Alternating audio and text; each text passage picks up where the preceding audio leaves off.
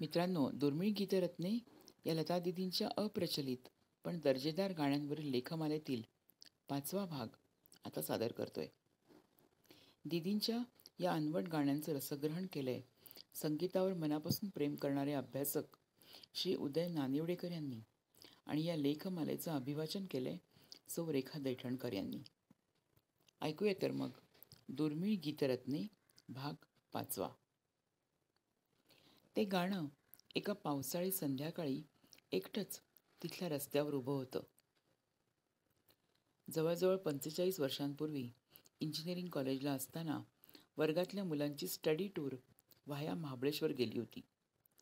त्या पावसाळी संध्याकाळी महाबळेश्वरमध्ये आम्ही हॉटेलवर परतताना रस्त्यावर कोणाच्या तरी ट्रान्झिस्टरवर ते गाणं लागलेलं.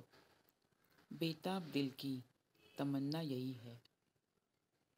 गाणं सहज ऐकू शकण्याचा तो काळ नव्हता, त्यामुळे चांगलं गाणं जिथे मिळेल तिथे ऐकणं याला पर्याय नव्हता. ते ऐकत असताना माझ्यासारखंच आणखी कोणाला ते गाणं आवडलंय का म्हणून मी बघत होतो, पण सर्व वर्गमित्रांचा थंड प्रतिसाद.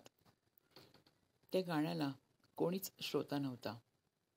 नाही म्हणायला फक्त एकच रसिक मित्रानं हात मिळवला व म्हटलं, मस्त आहे रे गाणं.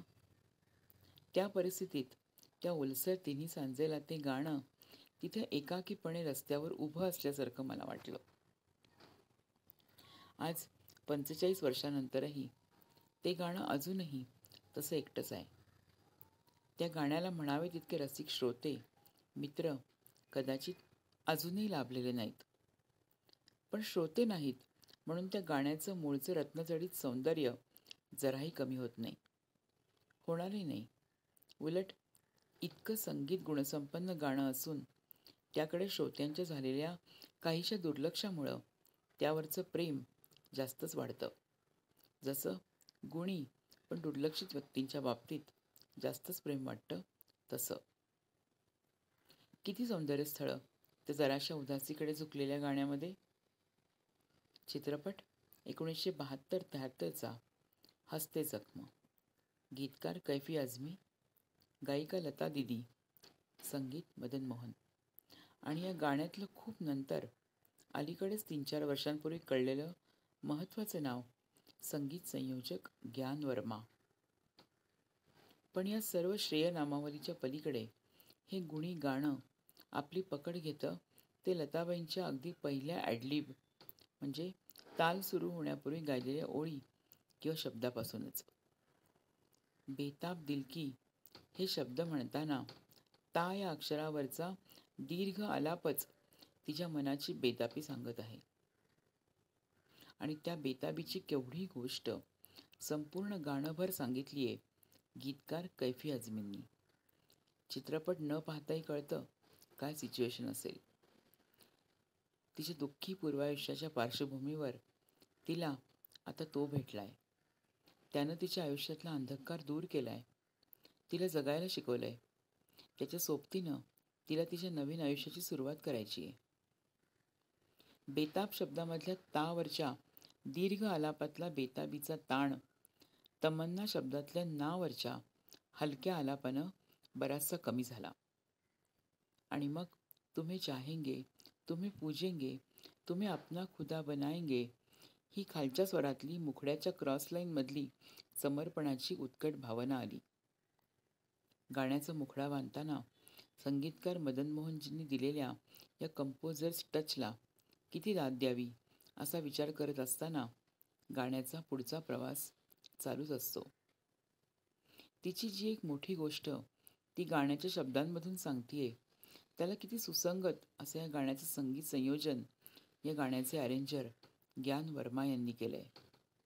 4-1 वर्षांपूर्वी ग्यान वर्मा यांच्या चिरंजीवांना सुशील वर्मा यांना मी भेटलो तेव्हा त्यांनी सांगितलं, माझे वडील ग्यान वर्मा हे अत्यंत गुणवान, प्रतिभावान पण दुर्लक्षित असे वादक आणि संगीत संयोजक होते. 1971-72 मध्ये महान संगीतकार मदन मोहन आणि तितकेच महान संगीत संयोजक मास्टर सोनिक, जे मास्टरजी या नावानं संगीत जाणकारांना परिचित आहेत, यांची जोडी तुटल्यावर मदनजी एका चांगल्या संगीत संयोजकाच्या शोधामध्ये होते आणि माझ्या वडिलांमधले गुण पाहून मदनजींनी हस्ते जखम या चित्रपटासाठी काही गाण्यांचे संगीत संयोजन करण्याची संधी दिली.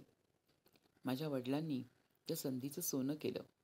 बेताब दिल की तमन्ना हे गाणं म्हणजे त्या सोन्याचीच कलाकृती आहे. खरोखर या गाण्याचे संगीत संयोजक ग्यान वर्मा यांनी त्या गोल्डन एराला, संगीतकार मदनजींच्या त्याआधीच्या परंपरेला शोभेल अशीच या गाण्याची अरेंजमेंट केली. मदनजींच्याच पद्धतीचा स्ट्रिंग्सचा म्हणजेच ग्रुप व्हायोलिन्सचा वापर आणि त्याच्या जोडीला संतूरचे पीसेस इतक्याच मर्यादित वाद्यात ग्यानजींनी जबरदस्त परिणाम साधला.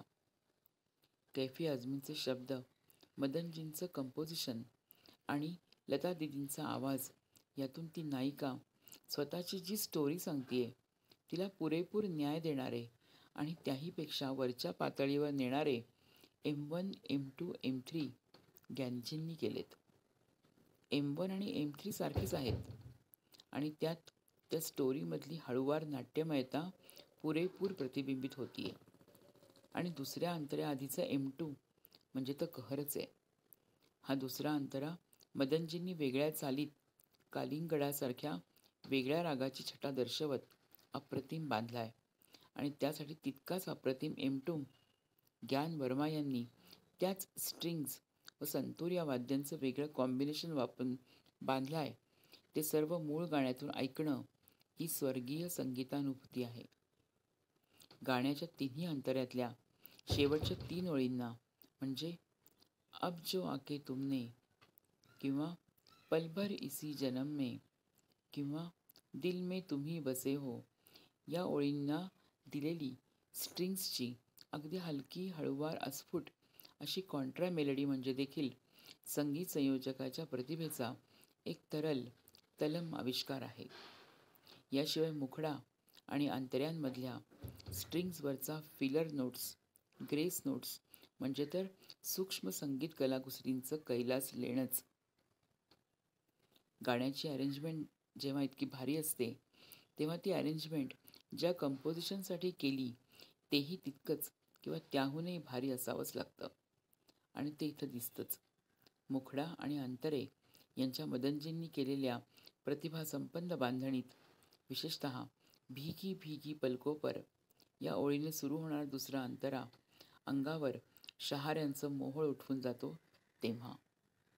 अशा जमून आलेल्या गाण्यांमध्ये लता दीदींचा ते संपूर्ण गाणं साकार करणारा आवाज, त्या गाण्याचे शब्द, चाल, संगीत संयोजन या सर्वांनाच नेक्स्ट लेव्हलला नेऊन ठेवत असतो.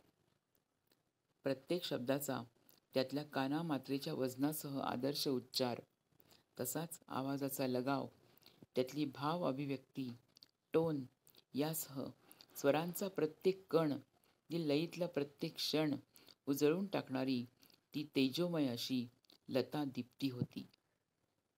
त्या स्वरलतेनं ज्या हळव्या कातर आवाजात भीगी भीगी पलको पर पासून सुरू होणाऱ्या तुम भी हमको जगाना ना, बाहों में जो सो जाए या ओळी म्हटल्या आहेत त्या ऐकताना गाण्याच्याही पलीकडचं गाणं काय असतं याचा प्रत्यय येतो.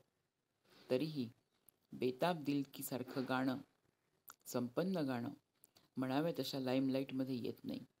मागे राहतं. क्लासी पण कमी प्रचलित, अप्रचलित अशा कॅटेगरीत जातं.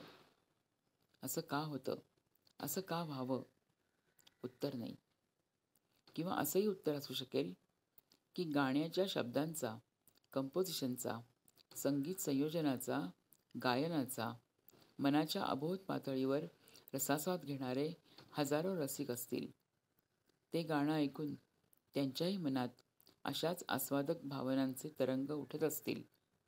गाण्याला मनोमन दुवा आणि सलाम त्यांच्याही नकळत दिले जात असतील, जरी त्या भावनांना शब्दांचं स्वरूप नसेल आणि तिथे मात्र ते गाणं एकटं नसेल. ऐकूया.